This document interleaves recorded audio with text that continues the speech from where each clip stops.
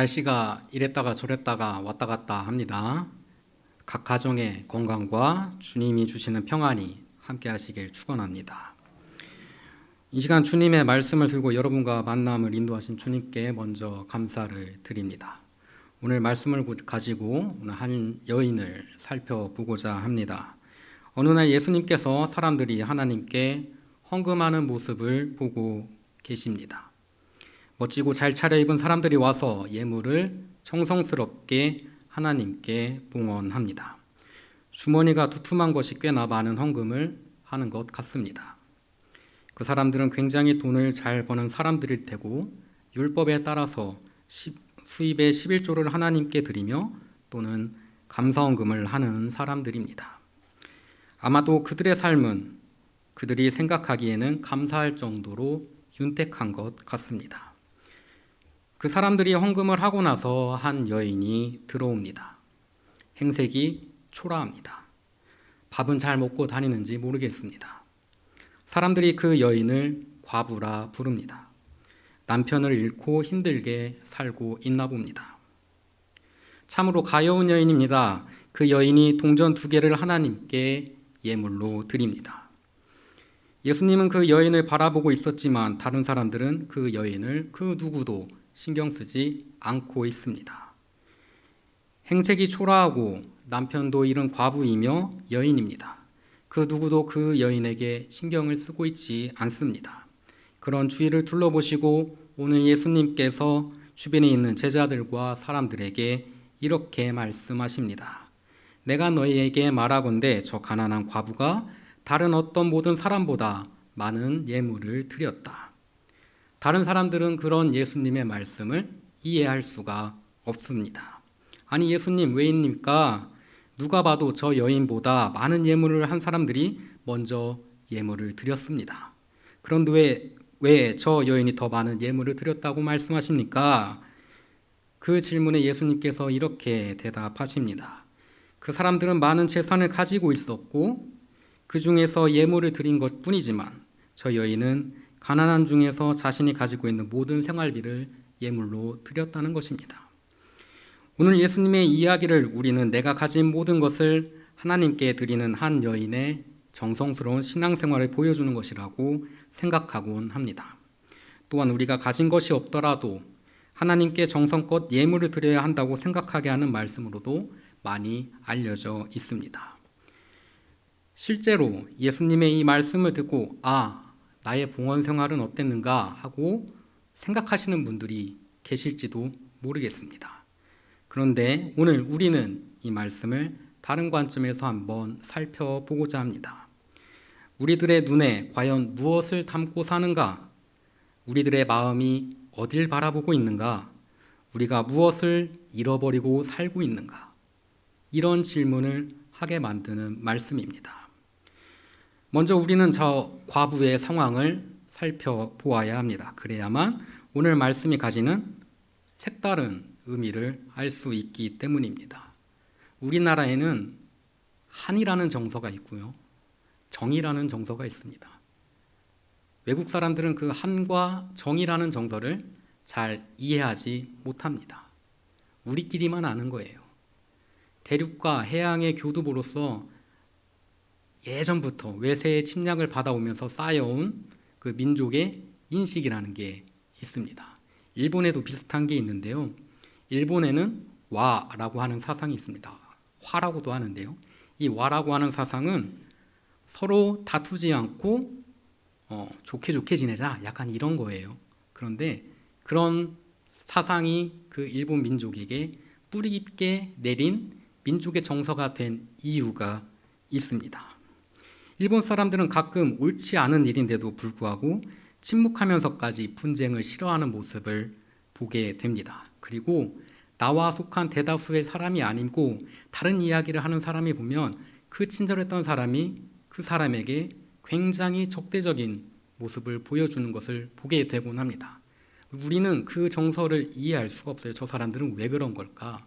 좋게 지내다가 자기랑 뭔가 하나 핀트가 안 맞는다고 저 사람을 저렇게 미워하고 따돌리고 괴롭히는 것일까? 우리는 쉽게 이해할 수 없습니다.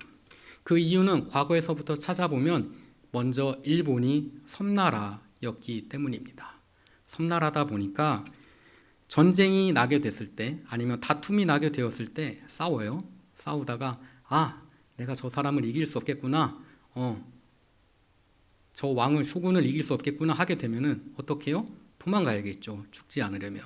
근데 도망을 가다 보면 어디에 이릅니까? 어디에 이르게 되겠습니까? 바닷가에 이르는 거예요. 바닷가 일로. 옛날에는 뭐 배 만드는 기술도 별로 없었을 테고 배를 운행하는 기술도 별로 없었을 거예요. 그럼 어떻게 돼요? 그곳에서 잡혀서 죽는 겁니다. 도망갈 곳이 없어요. 사면이 바다입니다. 도망갈 곳이 없어요. 그러다 보니 이 사람들의 마음속에는 어떤 생각이 있냐면 다툼은 곧 죽음이다. 죽는 거예요. 끝. 죽는 거예요. 그래서 될 수 있으면 다툼을 하지 않으려고, 될 수 있으면 전쟁을 하지 않으려는 그런 정서가 그들의 밑바탕에 깔려 있는 겁니다. 중국에 보면은, 중국사에서 보면은 굉장히 많은 나라들이 새롭게 일어납니다.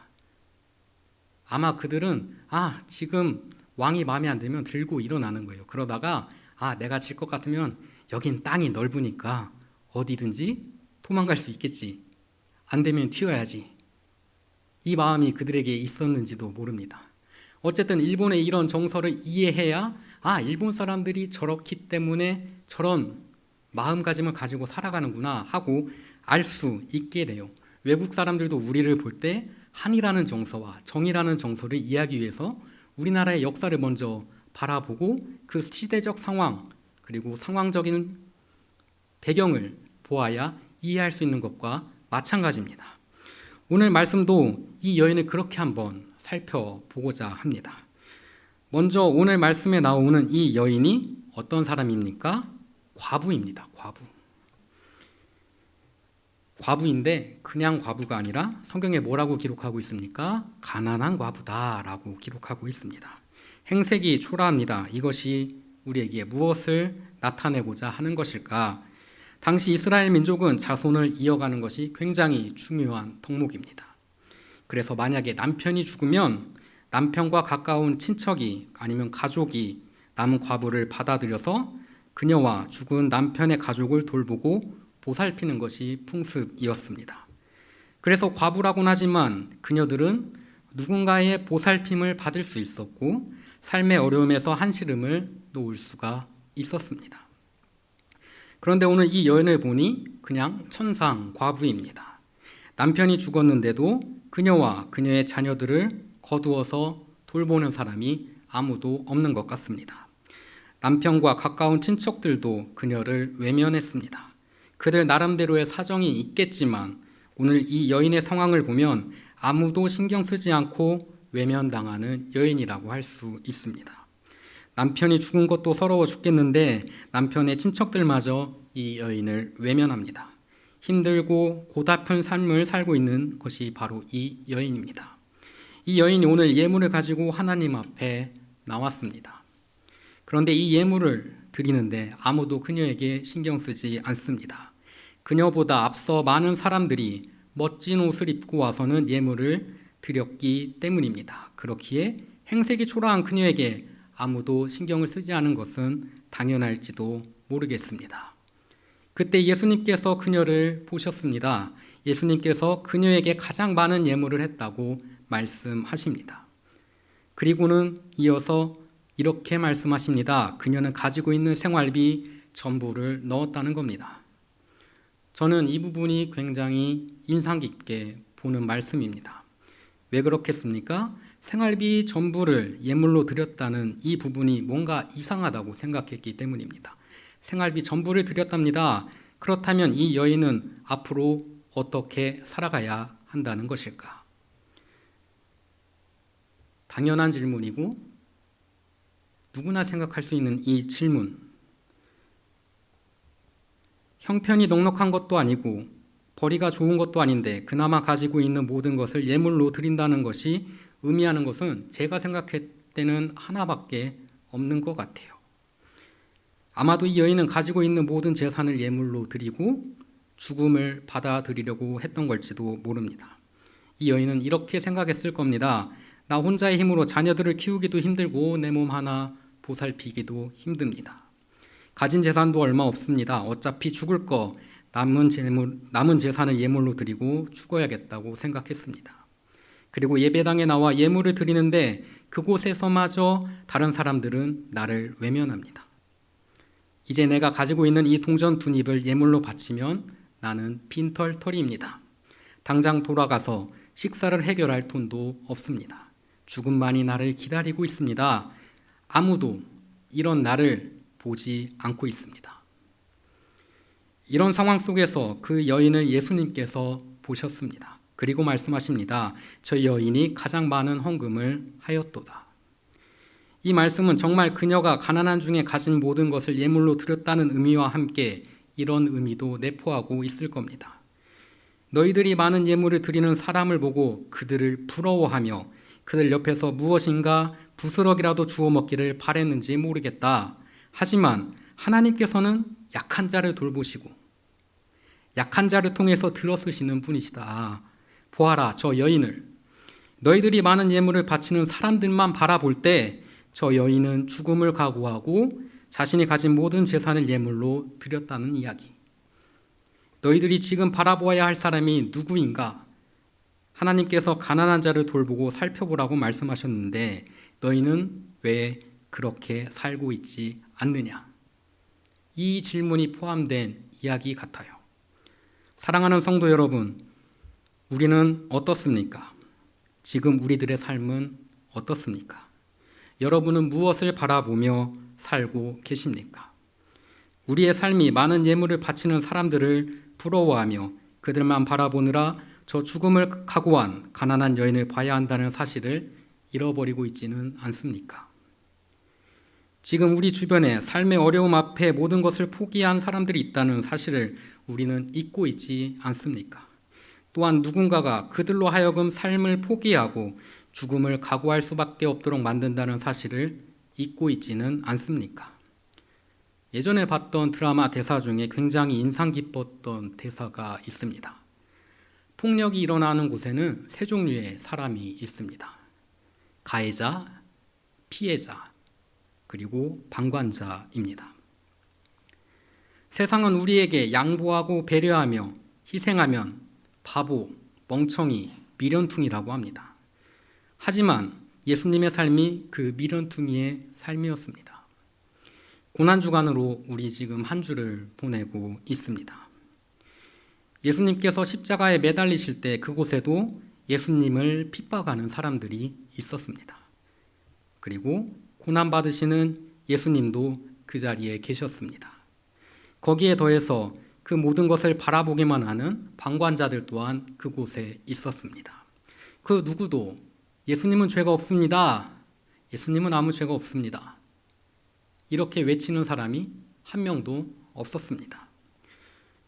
혹여 우리의 모습이 방관자와 같지는 않습니까? 역사는 진보하기도 하고 후퇴하기도 합니다.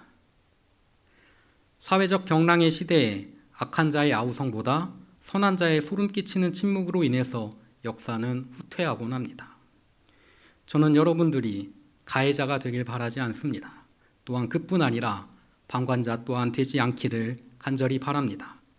아무도 보지 않던 과부를 예수님께서 보셨던 것처럼 우리 또한 이 시대의 과부를 바라볼 수 있기를 원합니다.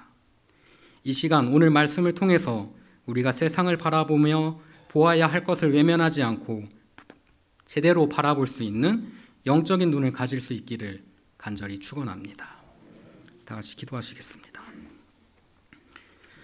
사랑과 은혜가 충만하신 주님, 한 주간 살아가며 세상 속에 있다가 주의 집에 모여 주님 말씀 듣게 하심에 감사합니다.